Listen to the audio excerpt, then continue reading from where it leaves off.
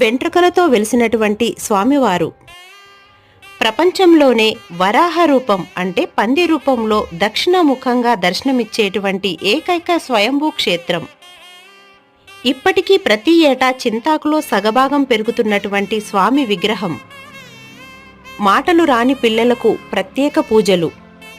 భూములకు సంబంధించి ఏ సమస్యనైనా స్వామివారికి ముడుపు కట్టినట్లయితే తక్షణమే తీర్చేటువంటి శ్రీ భూవరాహస్వామి.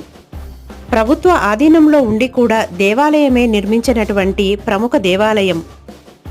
మొక్కులు మొక్కి ముడుపులు కట్టిన మండలంలోనే కోరికలను తీర్చే దివ్యక్షేత్రం ఎక్కడో లేదండి.